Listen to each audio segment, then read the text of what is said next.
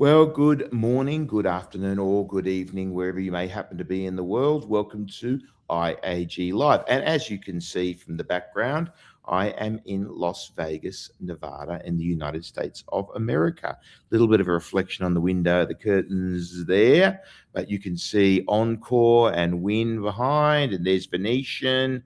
And for all you Trump fans, there's Trump Tower.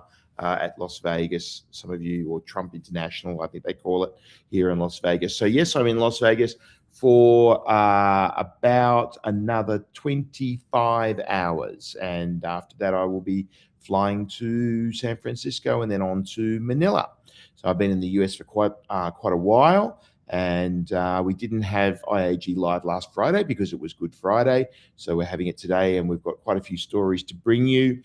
Because it's 2 weeks worth of stories. We'll fly through them. I think we've got 16 stories queued up to briefly mention. But before we do all that, as we always do, come in studio producer Oscar Guerrero. You are in Macau, in the office in Macau. Hi, Oscar. Hi, how are you? ¿Cómo estás? Muy bien, gracias. Oh, hola.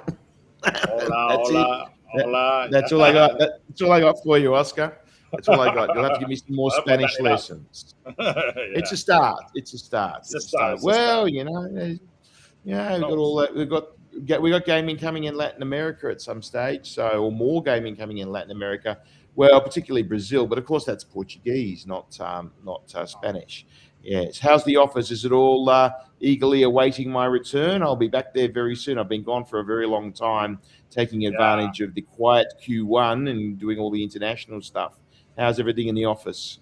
Everything good, and just getting warm up for the match and all the events coming next month is going to be huge. Yeah. So ready. We got busy, very busy. Well, this month now, right? April, right? Now that we're into April, Easter is gone.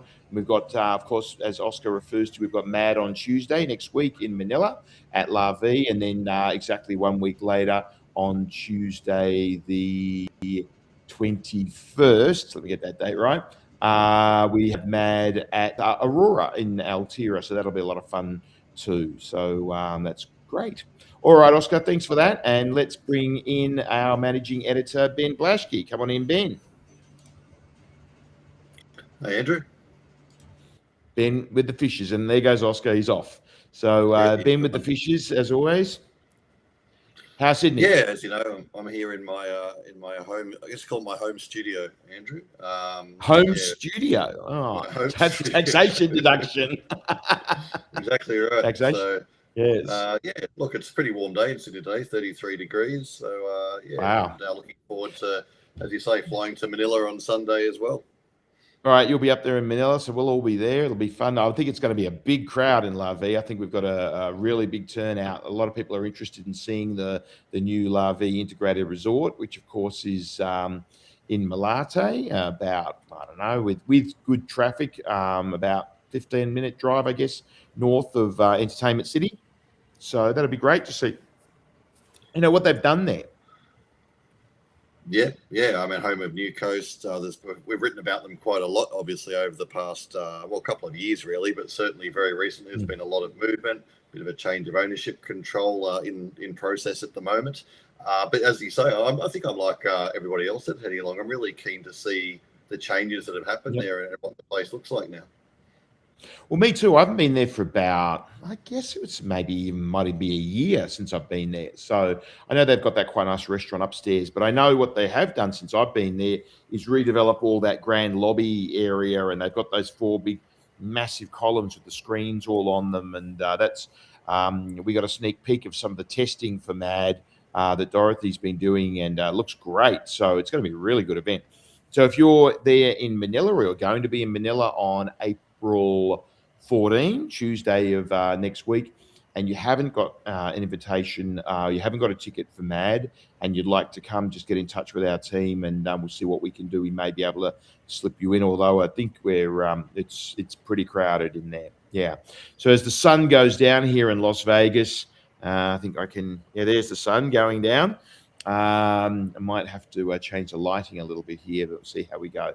All right, Ben. Well, we didn't do IAG Live last Friday, so we've got 2 weeks worth of stories. I picked out about 16 stories from the last 2 weeks that are worthy of some kind of mention. Let's fly through them, and you can help me out a lot here because you've been monitoring all of that, and of course you're the one that puts together these stories in the IAG Breakfast Briefing as managing editor, and some of them you write yourself, and some of them you get from others. So let's go through Moscow. Let's bring up the first one. What have we got? Yeah, so Aussie Millions, very excited for the Aussie Millions. So both you and I are going to be there, Ben. We've been able to contrive our schedules that we'll both be there at the Aussie Millions. I'll be heading to, so when I get back to Macau after the MAD, I'll only be there to the end of the week, and then I'm going to shoot down to Melbourne for a week and then return straight back to Macau for G2E Asia. But we're both going to be there at the Aussie Millions, and we have this story with Michael Mizrachi, who's kind of the number one player and hottest player in the world right now, isn't he? Poker player. Absolutely, yeah. Actually, it just occurred to me that the Aussie Millions series kicks off 2 weeks from today with the first event there. Of course, the main event is about a week and a half after that. But yeah, not too far away now. Now, Michael Mizrachi, as Andrew says, he achieved something that was always deemed impossible last year, which is to win during the World Series of Poker in Las Vegas in the Las Vegas summer. He won the $50,000 Poker Players Championship. Now, that's a very elite tournament, considered the greatest test of skill of a player's ability. He won that, and then he went on to win the main event, beat almost 10,000 players to win the main event. Absolutely unbelievable to do both in the same year. Yeah. Probably unbelievable to do both ever, let alone in the same year.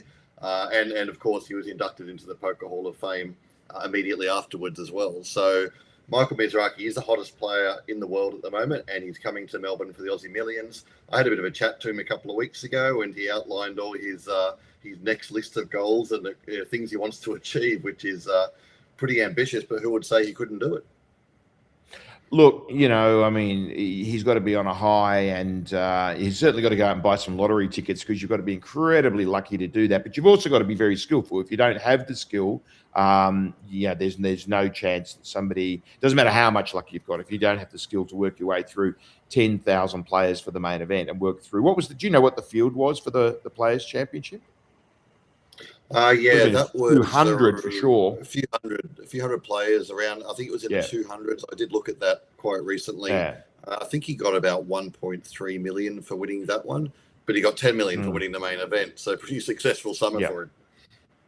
Well, if you got 1.3 million, it depends what the page ladder was like. But I guess if it was a couple of hundred, 50,000, 500,000, 5 million, 10 million. But yeah, sounds about right.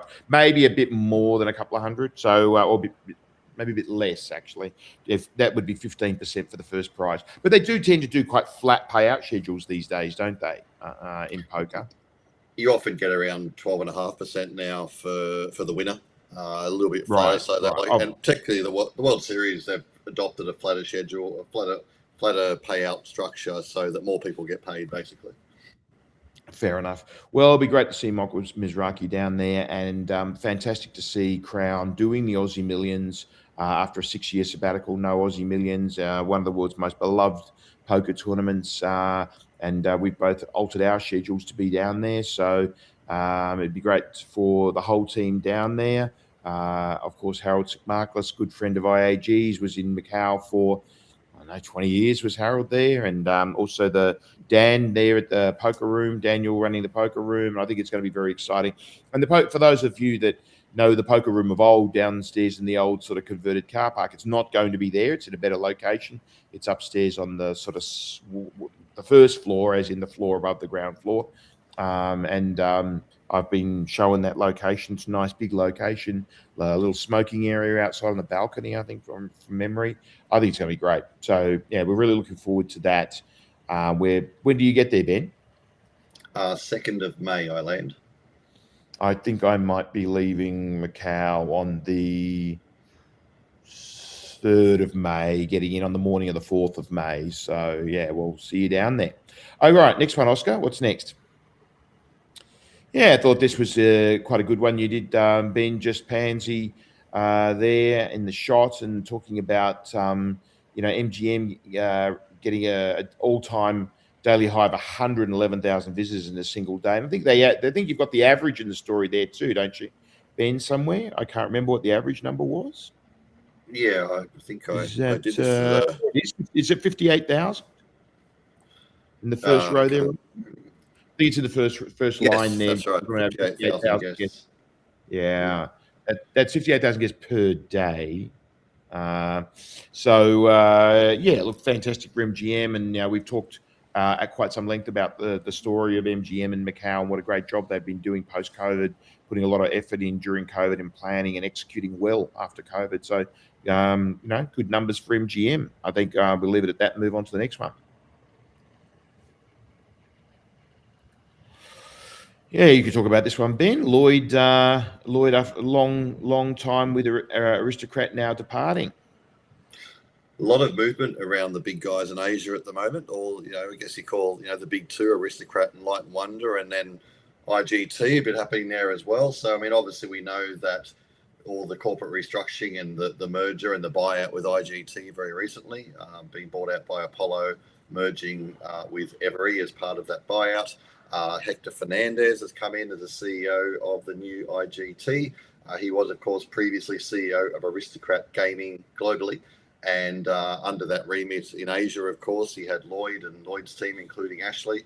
Looks like Hector's gone and started plucking out some talent, Andrew.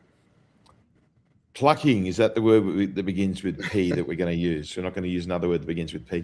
Well, I mean, that people have gardening leave. They got to sort their gardening leave out. And Hector himself did that, right? He was announced that IGT was going to take him on as CEO.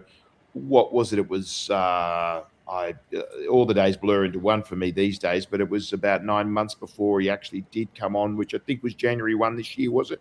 When he finally could come on and as CEO of. Oh, was it last year? Was it of IGT? Actually, while I've been here in Las Vegas, there's been a bit of talk about IGT as I've been going around talking to the other senior executives. The Every name is gone now. It's called IGT FinTech, I believe. I might be wrong about that, but I think it's IGT FinTech is the new name for what Every was being amalgamated into IGT. And Lloyd will have to take some gardening leave, I assume, and will then be with IAGT a bit. We had that in the story, did we? Yeah, that's right. He'll be joining IGT officially later in the year. He'll be moving back to Sydney. Ashley will be remaining in Macau. And right. On the grapevine, I've heard there's some other movement in the IGT direction happening as well globally, but people that we are well aware of in industry, Andrew. So I guess that will be announced at a future time. And I think keep that under wraps for now. Yep, we certainly will. Yeah, but it's good. I mean, it's look. I think a healthy IGT is a great thing. If they, I mean, it's more the more competition, the better. And it really has been kind of a 2-horse race. Certainly in Asia, it's been very much a 2-horse race, and to have potentially a 3-horse race would be great. And I think that's a good thing. It's not been exactly that in the rest of the world. And perhaps I'm being a bit unkind there to companies like Konami and some of the others. But in terms of the big two, I think we all know the big two are Light and Wonder and Aristocrat. So it'll be interesting to see how this plays out. All right, next one, Oscar. Yeah, so a bit of a crisis situation in the Philippines at the moment, or somewhat with the sort of the geopolitical tensions going on at the moment, the war in Iran, the cost of fuel's gone up a lot, and that's caused some economic crises in the Philippines. The president of the Philippines has announced that there will be no non-essential travel by government officials outside of the country. So looks like the PAGCOR folks won't be coming to G2E Asia. And well, I know for a fact that they won't be coming because of the presidential order. And basically the Philippines taking this whole situation, global situation, pretty seriously. So they've they've done that deferment there, PAGCOR. Anything for you to add to that, Ben?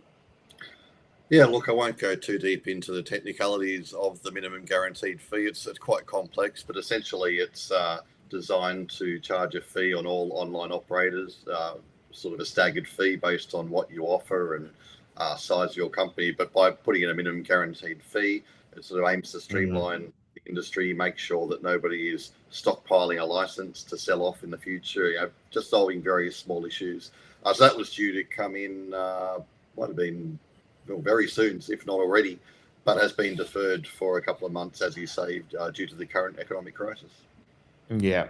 So more movement in the Philippines, but it's interesting. The Philippines going through ups and downs. This is good. It's becoming a market. I mean, Macau's been through its ups and downs, and I think the Philippines really got on the map with us when it went through a long period of ups and ups and just up and up and up. And I think to see the market go through some ups and downs and to report on it, to keep reporting on it, and to keep having movement going on there shows that the market's, it's becoming a more mature market, and it's a recognised mature second market in Asia.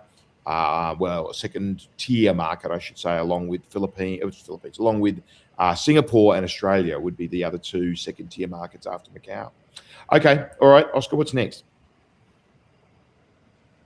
Yeah, UFC coming to Galaxy. That's exciting. Yeah, I mean, it plays into this whole thing we've been seeing in Macau over the past couple of years of high-profile concerts and entertainment events. Of course, the NBA preseason game for the Sands. Galaxy has hosted a heap of very high-profile performers over the past few years, and it's been very successful for them. So UFC is the next one, and I don't know if you're a UFC fan, Andrew, but should be fun. Somewhat. I went to the one in Sands many years ago. See, I thought Sands would have picked this up with their history with boxing and fights, competitive fighting in Macau, but they haven't. They had an opportunity there because they do still have, the Cotai Arena. But no, Galaxy, all credit to them. Galaxy have gone out and got this, and it's a big name. UFC's a big global name, obviously. And, what they've done with that brand is amazing. When they picked it up, it was worth 2 bob, and now it's worth billions. And they've really created an amazing product that is recognised globally. So I think this will be recognised in China, which is great for Galaxy too. So all credit to Galaxy for picking this up and for doing it. And I'm sure they will get some great exposure for the Galaxy brand in mainland China, and I'm sure they'll get some great play too. I'm sure, like with all those people coming to Galaxy, they'll get some good play in the casino afterwards too. And it's the kind of activity that people who like to play would like as well. It'd be like Q Sports. That's another one. Anything to do with snooker or pool or whatever. The correlation between that and gambling is 95%. Golf's another one. Golf's one that people like to get. People who like to play golf, they like to gamble. So yeah, I think it'll be good. All right, what's next, Oscar? Yeah, I thought this was interesting. I'll leave you to do this one, Ben. You're down there in Australia. It was a bit of a strategic decision by Star. Yeah, I believe they may have had a little tap on the shoulder from the regulator as well, sort of suggesting maybe you should even bother applying for your casino license to be returned or the suspension lifted on the casino license. But I think with the recent change of ownership with Bally's Corp coming in as a predominant owner there, I think that there's going to be a period of adjusting to the company, adjusting to the new ownership. Obviously, get your ducks in order, get everything sorted, and in 6 months' time or so, that might be the time to go to the regulator and say, we think we're ready. Well, if you look at Crown, when Blackstone took over from PAGCOR, and then they brought Curon to be CEO, it took him 2 years, him and his team and the organisation, took them 2 years to get everything sorted out and get their license back. So given how abysmal the leadership of Star had been to date in terms of reacting to this sort of stuff, they're really starting from zero. There you go. The light just went out. I'll fix that in a minute. The leadership really needed to change, and it has changed. And Bally's have come in, and you would think that they even following Crown's playbook. I mean, it may take 2 years for them as well. Who knows? I think 6 months might not be long enough. Very possible. Yeah, that's certainly possible.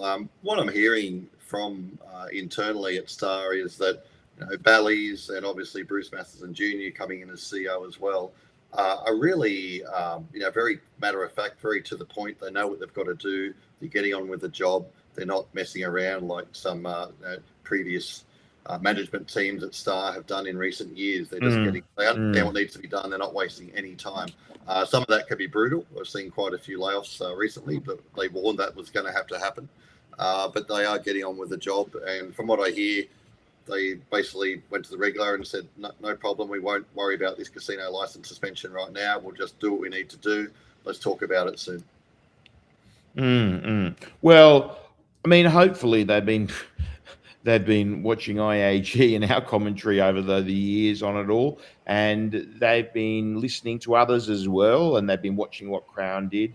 I mean, it doesn't take a genius to work out what needed to be done, and that's what confused me so much about why the Star had done such a bad job in dealing with the regulator. I mean, all that, we don't want to rehash it all, but all of that stuff where they went to war with the regulator was so unnecessary and counterproductive. So I'm sure Bruce Matheson Jr. and Sue Kim and his team at Bally's, I would assume that they have been listening to us and to others, and we'll get the right thing done, and hopefully Star will get its license back. And if not, well, they got a great piece of land and they got some nice hotels, and they'll go from there.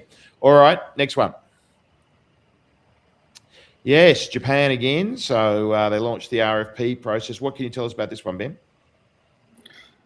Pretty much that they launched the RFP process, Andrew. So, right. I mean, the interesting thing about Aichi prefecture, actually, there is a bit more to this story than that, because I read through the documentation, even though I don't read Japanese, but I managed to read through the documentation, and they sort of list out a lot of the criteria about what they'll be looking for. It's quite detailed. I recommend people go and have a look at the story here to read all the details of that, how the point scoring will be done. I believe it's a score out of 1,000 they'll be judged on. By Aichi prefecture, looking at candidate operators. And I mean, the fascinating thing is that Aichi sort of came a little bit out of the blue, but they seem to be going ahead with this at 100 miles an hour, Andrew. They're certainly pretty keen. They are. And have any others put their hands up? What about Hokkaido? What's going on there? They put their hand up as well, haven't they? Hokkaido is the other one at this stage, just those two. There's only 2 licenses. If it ends up being only those 2, it'll be those 2. I think Hokkaido is a good one. I think Hokkaido would be great for a property. Yeah, but I mean, Japan also needs to learn its lesson from last time. The operators have certainly learned their lesson from last time, and will be more careful. Yep. Anyway, let's see how it all plays out. But the main thing is Japan's back in play again, and let's see how they go. All right, next one, Oscar. One for you, Ben. Yeah, back to Star. Well, obviously we know that part of Bally's coming on. Well, one of the key things with Bally's coming on as the owner of Star, a majority owner of Star, alongside Bruce Matheson's company, is that there were certain financial covenants that had to be met. There's certain milestones they have to make if they want to survive, basically. A number of them have actually been achieved in the past week or two. They're able to refinance. I think about 2 weeks ago, they're able to achieve refinancing. It's been a long goal, but even part of the refinancing, even having that refinancing absolutely 100% locked in, has been reliant on Star selling off their 50% stake in the Star Brisbane. And what they're really selling here is a massive amount of debt. So they have reached agreement with their Hong Kong partners, Chow Tai Fook and Far East Consortium. They will offload that debt. As part of the deal, they will gain back some of the Gold Coast property that they didn't previously own. Yep. So they will focus their energies on the Gold Coast. Mostly have 100% of the Gold Coast now, and 100% of Sydney, and 0% of Brisbane, but they will remain managers of the casino in Brisbane. So this takes Star from a 3-property company to a 2-property company. Well, from a 2.5 to a 2, I guess. And maybe arguably from a 2.4 to a 2, because they're getting more of the Gold Coast. But you know what I mean. Interest in 3 properties down to interest in 2 properties. Still got the management contract in Brisbane, but it also makes Far East Consortium and Chow Tai Fook 100% owners of the biggest casino in Queensland, and that's an interesting situation. It'd be very interesting to see how the regulator looks at that, but they've approved it, so interesting. So Yeah, Star can at least. I mean, it does, as you say, offload a lot of debt. It makes them financially more stable. I know Sue Kim. I'm not saying anything that he hasn't said it publicly. I know that he would have preferred to keep all three properties go under the Star banner and been able to sort of cooperate between them. But as he said, a deal is a deal, and the deal was made before he came on board, but he's got to stick with that deal. And so, this is what's happened. So it'll be interesting. I'm planning on getting to Brisbane later in the year. I still haven't got there yet, actually. So I'm planning on getting down to Brisbane to have a look, and maybe you can jump on a plane from Sydney and pop up to Brisbane at the same time. We can have a look around because it'd be interesting to see how the property's actually traded. I've been hearing mixed reports about how it's actually trading. So maybe.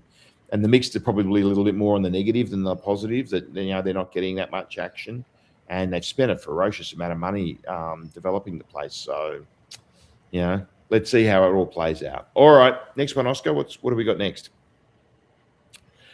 Oh yeah, just thought I'd throw this in very quickly. We could just mention about the fact that there are satellite qualifiers going on at the moment for Crown. So if you're not in the position to stump up $10,600 for the main event, certainly get in there, get into Crown, and play a satellite bet. Yeah, the satellite program is really ramping up. I think most weekends now they've got a 10-seat guarantee every Saturday, which is brilliant. I think they gave away 20 last week from memory. I believe the qualifiers are now maybe just ticked over 170. But picking up over the next month quite considerably heading into the main event. So look, it's looking great for Crown, the size of this event in their first year back.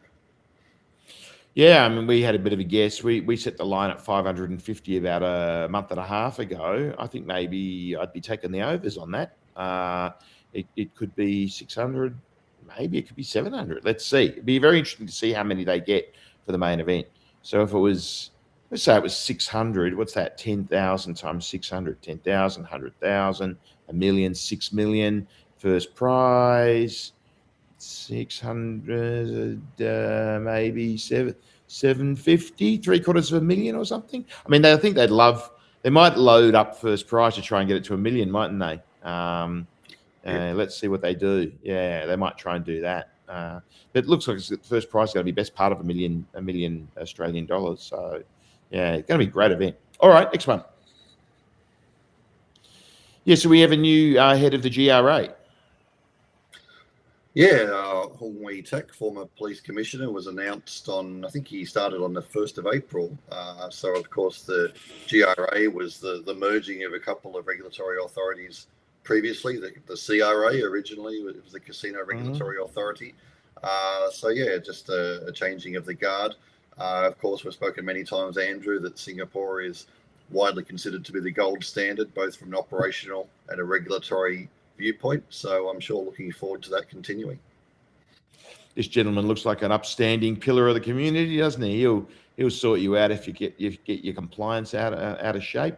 I think those guys in Singapore are pretty good at what they do. So I mean, they got the balance right, haven't they? They've got the balance right. I used to think years ago they were too tight. The regulatory was too harsh. But now, after what's happened with Australia, and we've seen some bad outcomes due to letting operators kind of run away with things, perhaps Singapore was always right to be a little bit tighter, and perhaps that balance is about right. Because, I mean, can't argue with the numbers. They're doing fantastically, aren't they? The market's brilliant. Yeah, I don't think Marina Bay Sands would be complaining too much right now about how the market is regulated. They're soaring along. I would not be complaining about one thing if I was Marina Bay Sands right now. I mean, they got a bottom line profit margin of more than 50%, which is insane. And Patrick Dumont ploughing that money into Singapore development. Why wouldn't you? So we're building the fourth tower. It's going to be amazing what Marina Bay Sands ends up being. It's already amazing now. Imagine how it's going to be later. Anyway, on to the next one, Oscar. Yeah, so Australia's been problematic for a while, and there's always been this stuff about sports betting advertising. There's been a lot of backlash about sports betting advertising in Australia. Tell us all about it, Ben. This has been, as you say, a long debated issue in Australia, because Australia is a sports mad country. It's a betting mad country. and sports betting is a massive market here. And if you watch any of the NRL, the AFL, the cricket, any primetime sport, there are gambling ads everywhere. And of course, there's a certain number of people have been very vocal about the problems that can cause, and probably rightly so. I mean, it's actually quite prolific. There was a report issued by the Senate in 2023 called "You Win Some, You Lose More," which came out with a number of recommendations, probably a little too far the other way. It basically recommended a complete ban on all gambling advertising. The government has been resistant to that, but they did come out, as this story reveals last week, with some reforms, which included not a ban, but restrictions on the number of ads in certain times of day, further restrictions, mainly around live daytime sport, the sort of times that children will be watching the television. And of course, Andrew, you can imagine the response as well by certain factions, anti-gambling factions, has been that it doesn't go far enough. I think it's a pretty good balance at this stage, in my personal opinion. Yeah, I think showing live odds during sporting events, kids are watching. It's a bit. I agree. It's a bit much. I think banning all advertising would be too far, because then you don't know who's legal and who's illegal, right? So it's good to have some advertising, because with the guy from, I've forgotten his name, was it Mr. James from New Zealand, was making that point that they weren't going to ban gambling advertising, sports betting advertising, or even online casino advertising in New Zealand, because they wanted to make it clear who was a legal operator and who was not, and who you can trust. So I think having some advertising is good, but it's got to be at the right time of day. And it's got to be not during the events themselves. I think that's just a little bit too much. So, did Anthony Albanese come out and announce this himself, or did I see something about? It was the Albanese guy. It was a statement from the Prime Minister's office directly. So yes, it was from the Prime Minister. So that goes to show what a big issue it is in Australia. The Prime Minister himself is coming out and making a statement on this. because it's because Australia, as you say, Australians are so sport mad. I mean, the proportion of Australians that watch some form of sport each weekend would be very, very high compared to other countries. So it is really a national, a national issue across the whole country, a real B2C issue, something that's been in the papers. All right, on to the next one, Oscar. Yeah, just thought I'd briefly mention this, that Regulating the Game released its official highlights video from last year's event. IAG has already signed our agreement with them for 2027. We are the lead media partner for Regulating the Game 2027. We've talked about them in previous weeks with the videos there. And if you've heard us talking about it and wondered, what the hell is this this show? Well, watch the video. No, I've got nothing more to add there, Andrew. I agree with you 100%. Okay. All right, Ben. Well, Ben chipping in with wise words there. Yes. And on to the next one. Yeah, Macau knocking it out of the park during Easter. Yeah, pretty strong Easter again. It's been a couple of times this year we've had holidays coming together to make a longer holiday period. So 600 and almost 666,000 visitor arrivals during the 5-day period. Well over 100,000 a day. As you say, Andrew, I think we've spoken about it many times. Macau is going very well in terms of broad visitation, certainly. Over 40 million last year, on track for 43, 44 this year. Pretty incredible. So yes, well, 666,666 divided by 5 is, of course, 133,333.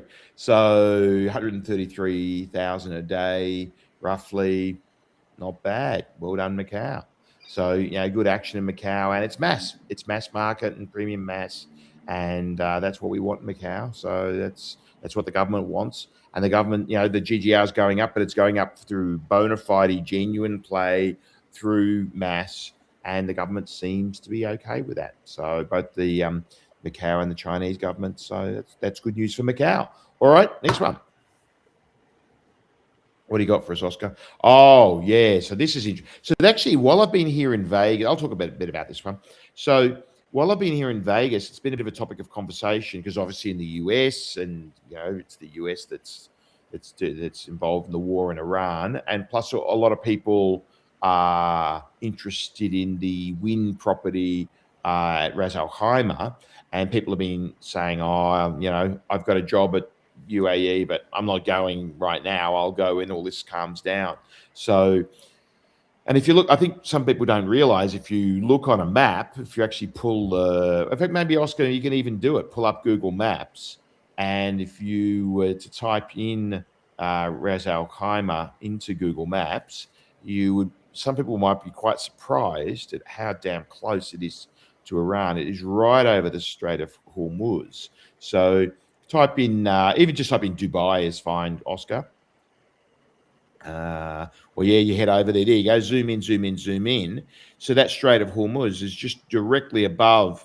There we go. Zoom in. Ras Al Khaimah. So Ras Al Khaimah is there you go. Just zoom out a little bit, Oscar, till you get to Iran. So you'll see that the water, it is really damn close. Iran is directly above. So, and you would think that when being a US company would be a target, I think somebody must have said something. I think there must be, because Wynn's partner, of course, is Marjan, and maybe there's been some, I'm just speculating, I don't know, right? But maybe there's been some communication between Marjan and the powers that be in Iran or whatever to leave it alone. So hopefully it gets left alone. And obviously we've got a lot of friends in that part of the world, and we hope that it gets left alone and everything's fine. So, but the missiles are still flying over there. We've got this sort of what's the word they use? Not light, fragile, that's the word I'm looking for, this fragile ceasefire at the moment. So hopefully that sticks and the whole thing goes away and we can get back on with construction, and which I believe has restarted. So, and Wynn can get Al Marjan Island open as planned in 2027. So, I think there's nothing much more to say about that story, but it is, when you look at the map there, it's quite scary how close it is. All right, Oscar, let's move on to the next story. Lucky Phil. Yeah, good friend of IAG. Phil, obviously, Light & Wonder have been looking to fill this position for some time. Our great mate Ken Jolly is winding down, I guess, after a very successful career. So Light & Wonder have, let's say they've tried a few people who haven't quite worked out, but Phil's obviously a natural choice. He was, picked up from elsewhere about a year ago. Joined Light & Wonder, very successful career in Macau for many suppliers. But now heading up the sales team for Light & Wonder in Asia. He's got a strong team underneath him. I think we'll be seeing him next week, actually, at our MAD event as well. So I'm sure we will. And there's Phil at the industry party for last year. I think I assume that was last year's industry party, not the year before, which of course is on the 13th of May, the Wednesday evening of G2E, night 2 of G2E. Everybody will be there. Everybody who's anybody will be there. That is our biggest party of that style. It's almost like a super MAD. It's like two MADs pushed together. It's a great party at MGM Cotai again this year. Everyone loves that venue, the Vista at MGM Cotai, and that'll be great. But congratulations to Phil on the appointment there at Light & Wonder. As you say, Ken taking a little bit of a back step, but still very much involved. He's still head of the, I think he's the representative director or whatever they call it. There's some title that he's the director. So, but Phil will be heading up sales for Light & Wonder moving forward. So congratulations to Phil, and we'll see him next week, I'm sure, at LaVie on Tuesday, and probably in Macau at Aurora as well, I guess. All right, on to the next one, Oscar. Speak of the devil, just very quickly, we announced the sponsors for our event at LaVie on Tuesday. Who have we got there? FBM, Light & Wonder, IGT, Sam Quattro. And scroll up, Oscar, just so I can see those names again. Was that it? TechNet, of course. Yes, TechNet. So, and there's those four pillars. Scroll down, Oscar, a little bit so we can see that picture. There's those four pillars. That picture doesn't do it justice. It's much more grand than that. So that will be on Tuesday next week. Look, we've mentioned that plenty, so we don't need to mention it too much more. There's the logos of the sponsors, and scroll down, Oscar. Just scroll down through to the bottom. So we've got everyone. Sam Quattro, TechNet. Yep, there we go. So they're all the sponsors for next week's event in Manila at LaVie. in Malate in Manila. Yep, in Philippines. All right, next one, Oscar. Well, that's it. We got through the 16 pretty quickly, I think. And look, it's dark behind me now. The sun is set in Las Vegas. Yeah. Ben? What are you playing tonight, Andrew? Are you have you got a high rolling dinner somewhere or a fancy high powered meeting? I have to admit, I did have one of those. I'm a very quiet night tonight because flying back to Manila tomorrow, and I need a bit of rest. But I had a lovely dinner last night at Wakuda, at Palazzo, right next to the Palazzo kind of registration desk there at the wider Venetian property. Our good friend William Dunbar is in charge of that. Place, and I was there with CDC Gaming's head of client relationships and sales, Kim Forbes. So Kim and I had dinner with William. A beautiful Japanese, absolutely fantastic food. And there is, of course, a Wakuda in the lobby of Marina Bay Sands. So when you walk into Marina Bay Sands Tower 1, it's there on the right, sort of the box. It's like in a box on the right there. I have eaten there actually, Andrew, at the Marina Bay Sands one, and it's Jade's and I had a very romantic evening one night. It was lovely. Oh, candles and roses for you two guys. Absolutely, all of that stuff for sure. Very good, very good. No, quiet night for me. A little bit of a couple of little things to do in the morning, and then off to Harry Reid Airport to head to San Francisco tomorrow night. Just a quick stop over there, and then I'll be on flying back United. So I haven't flown United cross Pacific, so hopefully they got a nice product apparently. So flying back straight to Manila, into Manila Sunday morning, very early Sunday morning. Obviously lose a day when you fly back, pick up a day when you fly over. So I owe the universe a day, so I'll give it back flying over and land on Sunday morning. And then we've got Mad, and then you and Jason will be up there. And I believe you're going up to Han after Mad, going up to Clark. Yeah, we are going to spend a couple of days up in Han. We're going to take a look at Han Reserve. I've recently opened the first golf course there, so look forward to seeing it. Hopefully have a little swing as well, Andrew, see how we go. Get the good. What's the first golf course? Which is because there's the Nick Faldo, there's the KJ Choi, and there's, I always forget the other one. What's the other one? It's the Nicholas Design, and the Nicholas Design is the first one that's opened. I think it's called Dragon's Landing, from recollection, is the name of that course. Okay. So yeah, look forward to seeing that. Apparently all three are going to be very different. Mountain course, a valley course, and different one. So yeah, three different courses. Links course maybe. So next Friday, are you flying back? You're flying back on the Friday night, aren't you? Friday night back to Sydney overnight. That's right. Well, maybe we'll do IAG live together in the Philippines next Friday in person together. We'll be in the same place at the same time. Yeah, let's see. I'm not sure if I'm joining you in Clark yet, or if I am, what time yet. They've got a few meetings to sort out. So, but hopefully I'll get up there to Clark as well and catch up with you and Jadeson, and obviously our good friend Rod Hackman, who's taken over from Dennis as running the gaming up there at Clark. It'd be good to see Mr. Hahn as well, and maybe go to some of the other properties in Clark as well. So that'll be great. And then we got to race back, but you're not coming to the Macau one, right? You're going straight back down to Sydney. Yeah, that's right. I've got to get some deadlines to meet, Andrew. So straight back to my laptop. Because you'll be coming pretty much. Well, you'll be coming pretty much straight back for G2E Asia, right? I will be flying from Melbourne for the day after the Aussie Millions finishes, flying straight to Macau for G2E Asia. Right. So we'll meet you down in Melbourne for the Aussie Millions, and then we'll be back for G2E Asia the next week. Right. Fair enough. Yep. Well, anyway, I think that's it from us. Good evening from me. Good morning for you on opposite sides of the world. Isn't technology amazing that we can do this? That we can do this in the opposite sides of the planet. It really is fantastic. And but next week we will be reunited in the Philippines. Always a good place to reunite. For you guys watching, have a great weekend. Keep on reading IAG Breakfast Briefing, 8 a.m. every weekday. We bring it to you, and our monthly IAG magazine, of course. And we really look forward to our event schedule kicking off next week with MAD on Tuesday night. We'll look forward to seeing you there, or the following Tuesday, April 21 in Macau. That's it for us. Have a great weekend. And I think it's bye from me and bye from you, Ben. See you later. Bye.